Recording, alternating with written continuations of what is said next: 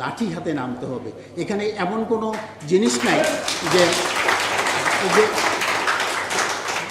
গণতন্ত্র মানে এই যে আপনি যদি ভোট দিতে পারতেন ঠিক আছে, কিন্তু ভোট তো দিতে পারবেন না এবং সে তো আপনাকে ক্ষমতা দিবে না। তো সুতরাং তাকে সরানোর কায়দা কি? একটাই, লাঠি পেটা করে সিংহাসন ভেঙে ফেলা, এছাড়া সে সরবে না। এবং আমরা যদি বাঁচতে চাই, আপনারা সবাই মানুষ মিলে যদি এদেশের মানুষ যদি বাঁচতে চায়, তাহলে একে সরাইতে হবে। সুতরাং 18 কোটি মানে 36 কোটি হাত, সেই দুইটা হাত দিয়ে আমরা 1 লাখ লোক মানে 2 লাখ হাতকে আমরা ভাঙতে পারবো না? তাহলে তো কথাই হলো না। এটা তো আমি প্রমাণ দিতে পারবো না, কিন্তু আমরা বহু ইন্টারন্যাশনাল ম্যাগাজিন থেকে দেখলাম যে শেখ হাসিনা ডাজন্ট ওয়ান্ট ইট, উনি চান না। কেন চান না? কারণ চীন এবং ভারত যদি গ্যাস পায় মিয়ানমার থেকে, আমরা যদি গ্যাস তুলি তাহলে সেখানে আমরা একটা বাগড়া দিতে পারি। সুতরাং ওইটা সে তুলতে দিবে না, সে শেখ হাসিনা দিবে না, তার ক্ষমতা থাকার জন্য এই গ্যাসটা আমরা তুলছে না। 12 নম্বর গ্যাস কূপ যদি আমরা তখনই মিয়ানমারের সঙ্গে সঙ্গে বা 1 বছর 2 বছর বাদেও যদি তুলি, আজকে বাংলাদেশে এনার্জি রিসোর্সের কোনো প্রবলেম নেই, আগামী 100 বছর আমরা দিয়ে এটা চলতে পারতাম। আমি শাস্তি না মেনে পারতাম না, আমাকে ঢাকার থেকে বের করে দেওয়া হলো, আবার পরে আর্মিরা আমাকে ঢাকায় আনলো, কিন্তু প্রশ্ন হচ্ছে এরপরে রিটায়ারমেন্টে চলে গেলাম। আমি তখনই রিজাইন দিতে চেয়েছিলাম, কিন্তু অনেকেই বললো স্যার আপনি রিজাইন করবেন না, করলে আরও এমনি তো ফকির মানুষ ওইগুলো ব্লক করে নেবে ইত্যাদি ইত্যাদি বলতে, আমি ঠিক আছে আই উইল কন্টিনিউ। আমরা অনেকেই এমনিই বসে আছি, ক্লান্ত হয়ে গেছি দেখতে দেখতে এদের অত্যাচার।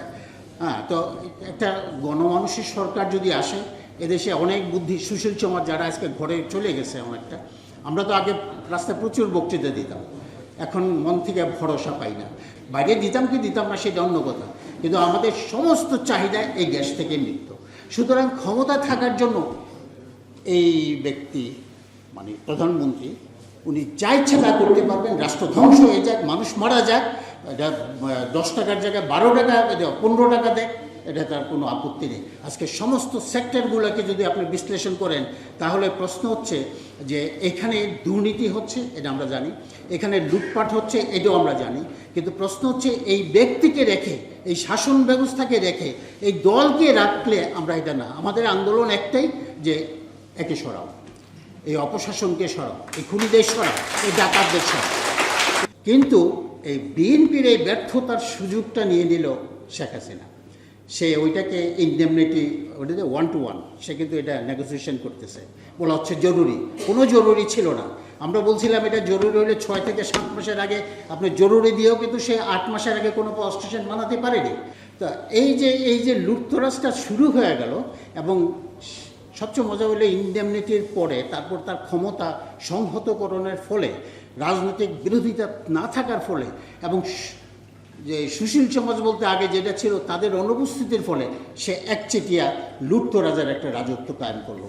আজকে যে পাওয়ার সেক্টর যে রাজত্ব হচ্ছে, যে নৈরাজ্য চলছে, একে ভয়ানক লুটতরাজের কাণ্ড।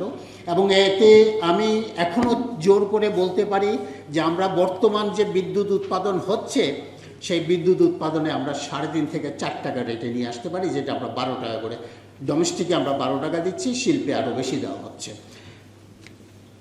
আবার জ্বালানির কথা এখানে বলা হয় নাই, যে গ্যাসের কথা আপনারা নিশ্চয়ই জানেন। 12 নম্বর যে সেক্টরে আমাদের প্রায় 40 থেকে 45, মানে প্রবাবেল যে গ্যাসের সম্ভাবনা ছিল 40 থেকে 45 TCF গ্যাস। ঠিক 2013-তে আমাদের যখন যে মেরিটাইম ডিসপিউট হয় মিয়ানমারের সঙ্গে বাংলাদেশের, মিয়ানমার কিন্তু তখন থেকে আমাদের 12 নম্বর কূপ, ওদের হচ্ছে 11 নম্বর কূপ, আমাদের তা ডিপসি, ওদেরও ডিপসি। ওরা কিন্তু 11 নম্বর দিয়ে আমাদের কূপের ভিতর ঢুকে যাচ্ছিল, তখন এখান থেকে প্রতিবাদ করা হলো, জাতিসংঘে এটা গেল, আমরা আমাদের সীমানা পেলাম। সীমানা যেদিনে ডিক্লেয়ার্ড হইল, সেদিন থেকে, এর আগের থেকে মিয়ানমার তার 11 নম্বর কূপ থেকে কিন্তু গ্যাস তোলা শুরু করলো। 12 নম্বর কূপে যদি আমরা গ্যাস তুলি, নাসার রিপোর্ট অনুযায়ী Bangladesh is going to be energy, মানে এখানে একটা বিরাট এনার্জির হচ্ছে, আপনি সেটা 12 নম্বর কূপ। এটা সারা বিশ্ব জানে যে আমাদের ওই 12 TCF যেটা আছে, আমাদের আর কোনো জ্বালানি লাগতো না, ওই গ্যাস দিয়ে আমরা রান্না বান্না, ইন্ডাস্ট্রি থেকে শুরু করে বিদ্যুৎ উৎপাদন করতে পারি। কিন্তু আজ পর্যন্ত দেখেন এটা 2D সিসমিক বলে 3D সিসমিক বলে একটাও সে করে নেয়, দাউ টাউ এদেরকে দিয়ে অভিনয় করলো। এদিকে মিয়ানমার কিন্তু 2017 সনে কমার্শিয়ালি চীন এবং ভারতের কাছে গ্যাস বিক্রি শুরু করলো। আমরা একটা পয়সা এখান থেকে তুলতে পারলাম না, একটা ইঞ্চি গ্যাস আমরা তুলতে পারলাম না। কেন তুলতে পারলাম না? দুইটা শর্ত। এক, মিয়ানমার থেকে অনেক সস্তায় ভারত এবং চীন বিদ্যুৎ কিনছে। সুতরাং আমি সবাইকে অনুরোধ করছি, একটা খাত না, সমগ্র রাষ্ট্র লুটেরা রাজত্বে পরিণত হয়েছে। আমরা সবাই মিলে, আমরা জনগণ 18 কোটি, 1 লাখ লোক ছাড়া, 1 লাখ মানে আজিজ খানরও এদের মধ্যে আছে, এই 1 লাখ লোক ছাড়া আর 18 কোটি লোক কিন্তু আমরা আজকে নিপীড়িত। তো সুতরাং আমরা আগামী দিনের বিজয়ের আহ্বান জানিয়ে এই লড়াইতে নামার জন্য সবাইকে অনুরোধ করছি। ধন্যবাদ।